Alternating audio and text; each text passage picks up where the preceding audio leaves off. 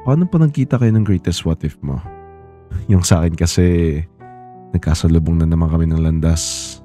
Pero this time, naging boss ko siya. Itong story ko na to is about sa boss kong 3 years ko naging jowa. Kaso, mas pinili niya kasi yung career niya kaysa sa akin. Kaya, iniwan niya ako. Pero hindi niya alam, anak ako na may-ari ng company namin. Hi, ako si Tristan. 26 na ako ngayon at nagtatrabaho sa GenCorp. At manager sa buong Pilipinas yung ex ko. Ewan ko paano ako napunta dito eh. Pero ito kasi yung backstory namin. Mayaman talaga ako actually. Well, yung dad ko mayaman actually. Siya kasi yung may-ari ng GenCorp. At gusto niya kasi na before ko mamana yung company niya, malaman ko muna kung paano maging tauhan or mas nakakababa sa mga tao niya.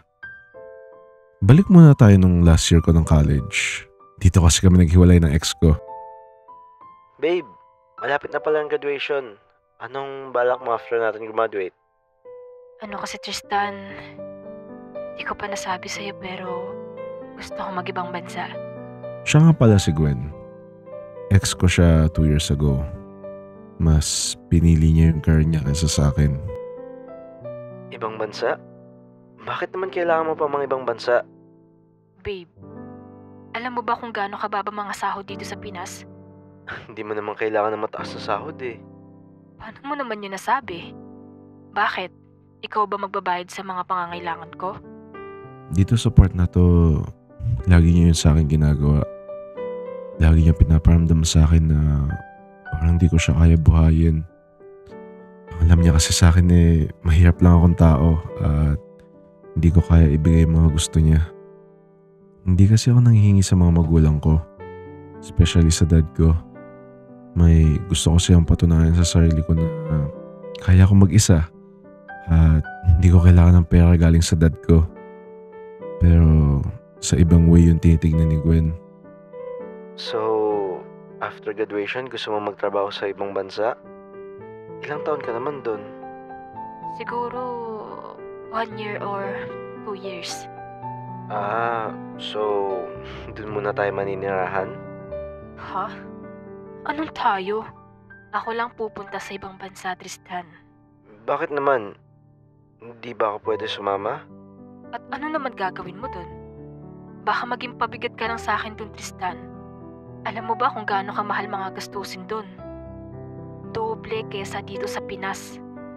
So, bakit nga gusto mo pa pumunta dun? Nandun kasi yung opportunity, Tristan.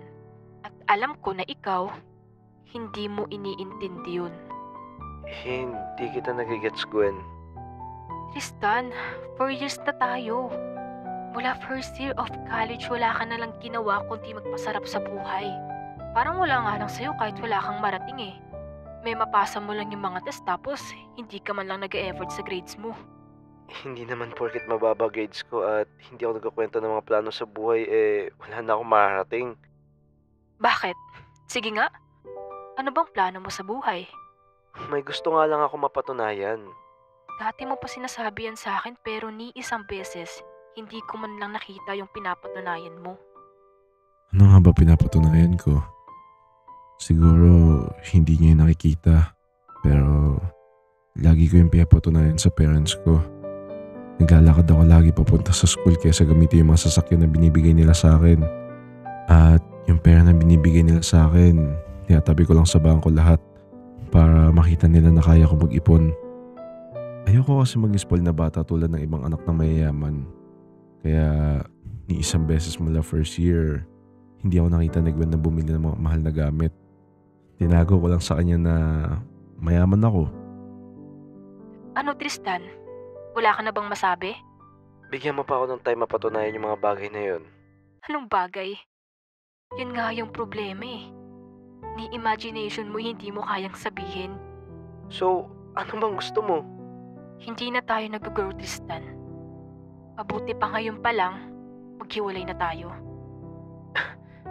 Dahil lang hindi ko mapakita yung mga plano ko? Ganun na ba talaga kababa tingin mo sa akin? Wala na tayong kailangan pag-usapan, Tristan. After ng graduation, hindi mo na ako makikita.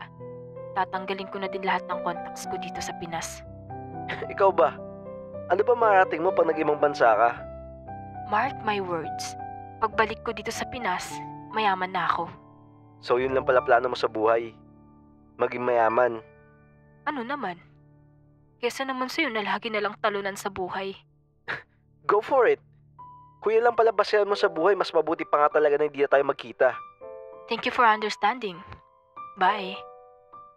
At yun yung nangyari 2 years ago. Balik naman tayo sa present kung paano ko naman siya naging boss sa kumpanya ng tatay ko. Son, it's been 2 years after your graduation. Wala pa bang balak magtrabaho? Dad, may mga trabaho naman po akong pinapasukan. Need ko lang ng time para hanapin yung the one para sa akin. Bakit pa kailangan mo pa maghanap ng trabaho na papasukan? Kung ipapamana ko naman sa yung kumpanya natin. Dad, sabi ko nga po sa inyo, ayoko ng easy way lagi. Gusto ko po yung ako yung aakyat sa ladder. Kaya proud ako sa nak eh.